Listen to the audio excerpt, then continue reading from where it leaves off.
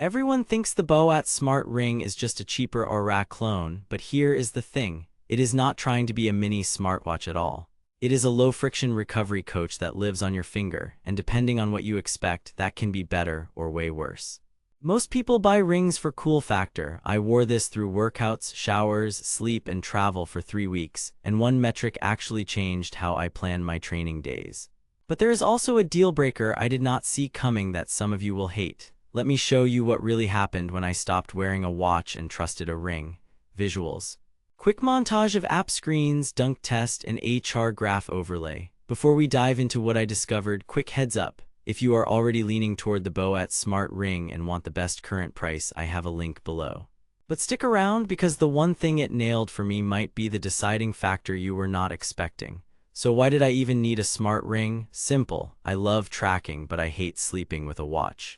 Waking up with wrist dents and notification buzzes is not my thing. I wanted something I could literally forget I was wearing that still gave me useful recovery insights, especially during a heavy edit schedule and a half-marathon block. I have also been burned by budget rings before, clunky apps, junk sleep data, and batteries that die midweek. Hope and skepticism equal parts.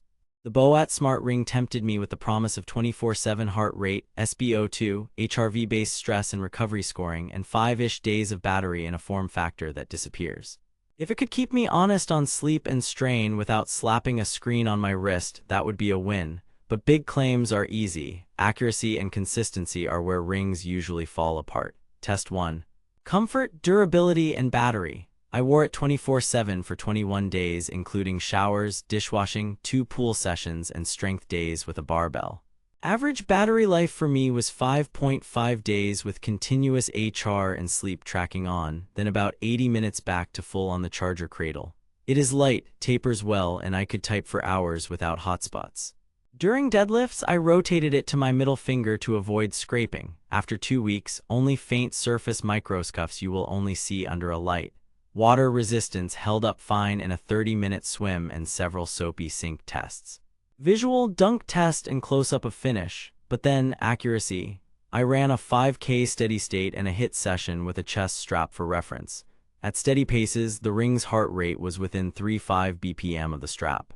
During sprints and recovery spikes, it lagged and occasionally overshot, typical for optical sensors on fingers. Resting HR overnight matched my strap-based average the next morning within 1.2 BPM on 5 of 6 test days. HRV trends were directionally consistent, lower after late nights and alcohol, higher after easy days and good sleep. The day-to-day swings made sense, even if the absolute HRV number is different from other brands. Visual overlay graph of HR comparisons, but then sleep. I logged bedtimes and wake-ups manually for a week. Onset and wake detection were within about 10 minutes most nights. Total sleep duration was close. Sleep stages, like every consumer wearable, take those with a grain of salt. Where it did well was turning that data into a readiness or recovery score that actually mapped to how I felt. After a brutal leg day plus editing till 1 a.m., it flagged low recovery and suggested a low strain day. I ignored it, went for a tempo run anyway, and bonked at 20 minutes. The next day, after prioritizing sleep and hydration, I got a green recovery score and nailed my pace. Visual before-after recovery score, but here is where it gets interesting. Features. The app leans into daily readiness, HR, SpO2, stress, and activity tracking. It auto-recognized walks and runs reliably.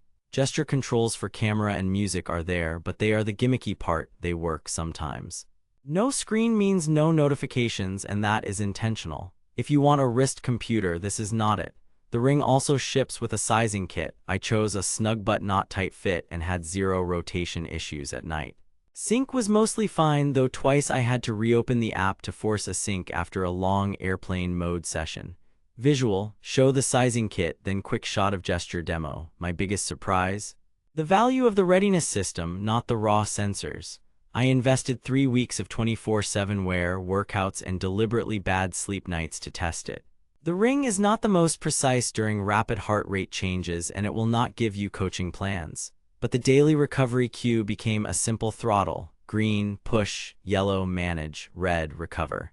It aligned with my perceived effort more often than not. I also appreciated the no-subscription approach. Compared to our RA or Whoop costs, that matters.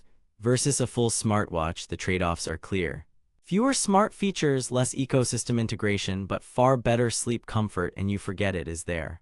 Does it sound too good to be true? Here is the catch. If you live in Garmin, Apple, or Strava for training, the boAt app is basic by comparison and third-party integrations are limited to the essentials. SpO2 is informational, not medical. If you expect medical-grade accuracy or live metrics during workouts, you will be disappointed. And gestures, fun party trick, not a daily tool. But if your priority is low-friction recovery tracking that nudges you toward better sleep and smarter effort, this checks more boxes than I expected at this price. Now that you know the real win is the readiness-first experience, you will want to grab your size before it goes out of stock. Ring sizing can be the bottleneck. I will keep the best current price linked below. Check it, then come back and see the side-by-side graphs. Bottom line, the boAt Smart Ring is for people who want recovery insights and sleep tracking without wearing a watch, prefer set and forget battery life around 5 days, and value no recurring subscription. Skip it if you need notifications, GPS, deep app ecosystems, or medical-grade SpO2. If you treat it like a tiny smartwatch, you will be annoyed. Treat it like a quiet coach on your finger and it earns its spot. Final thought, when a gadget disappears and still changes your behavior, that is the kind of tech worth keeping.